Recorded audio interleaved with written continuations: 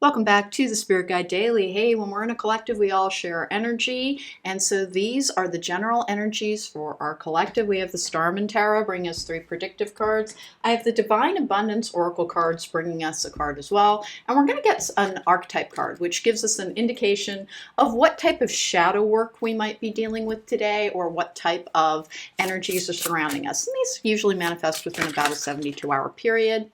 Who is this?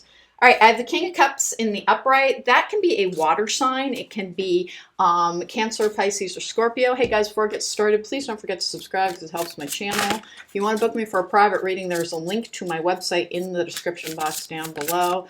You hit that post bell notification to know every time I post a video. I'm not getting a person vibe off of this. What I'm getting is kind of a caretaking vibe. That comes out with the Eight of Wands in reverse. That is like a journey that comes to an end or someone who has been blocked. It can be a delay as well. The King of Cups is this caretaking energy, this emotional control, regulation energy as well, with the Eight of Wands in reverse, and then it comes out with the Three of Pentacles in the upright.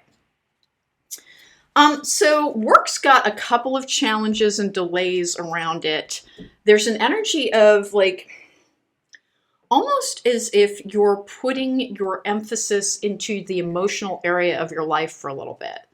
Like you're not pressing quite as hard. This Eight of Wands in reverse. Eight of Wands in reverse can be being blocked on social media or a blocked energy of communication, but it can also simply be a delay. In the original Rider-Waite, the original meaning of the Eight of Wands in reverse as well as the Six of Wands in reverse was simply something that was being delayed.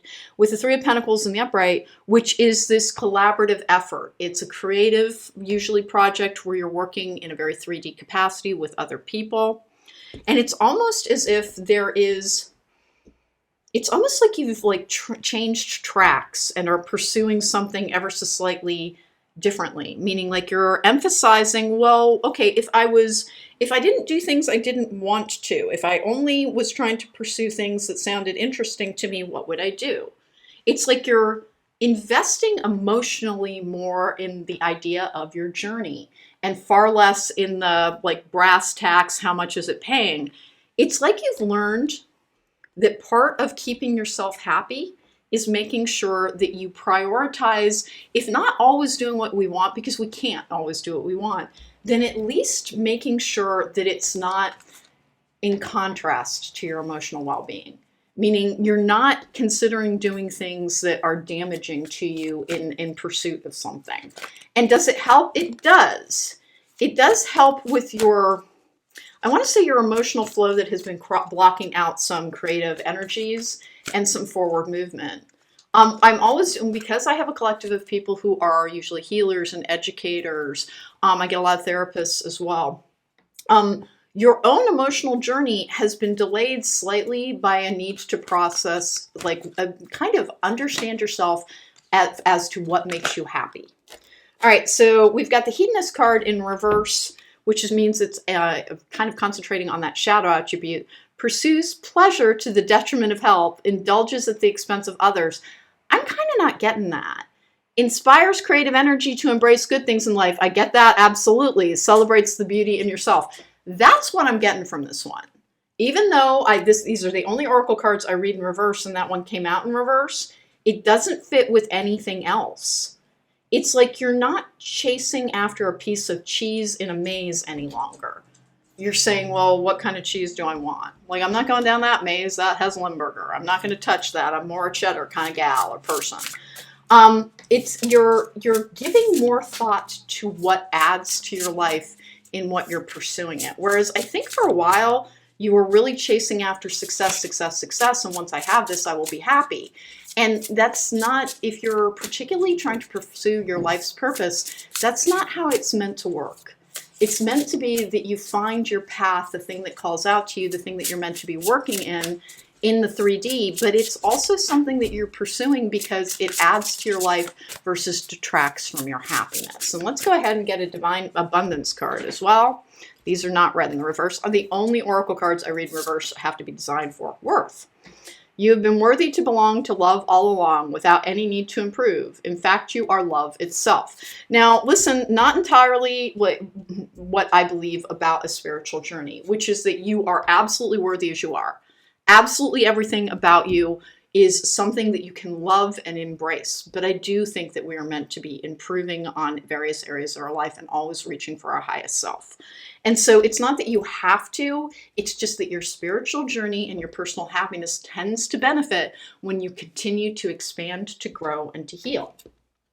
And honest to goodness, I think you're just reevaluating the worth of your existence on a, well, you know what?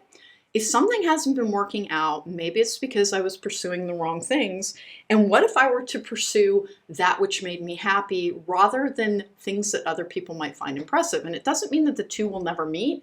It's just that your focus has changed to what you will enjoy, which is really, that's what, before these two cards went down, that's what I was getting off of these cards, is that you've had a reprioritization or are going to have a reprioritization of your focus in order to try and bring yourself more happiness in all areas of your life, rather than saying, I'm working,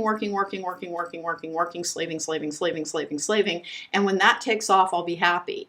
It seems like you had this kind of moment of clarity around the idea that it's like, well, okay, but what if instead I asked myself what I wanted to be doing? And like, there will be like, there will be an effort involved. It will not be the easiest journey in the world, but if you allow yourself to go towards something that you believe is important and something that you enjoy, there will be hard work involved, but your personal happiness will immediately increase.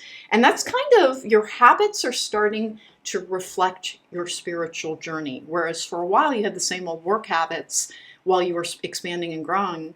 And now you've reached the point where your work habits and your life habits reflect the healing journey that you've been on. All right, so that was the Spirit Guide Daily for today. If you want to book me for a private reading, link to my website in the description box down below. Only way to book me. And don't forget to look for my new podcast, Logical Magic, Examining Esoterica. Take care. Be well.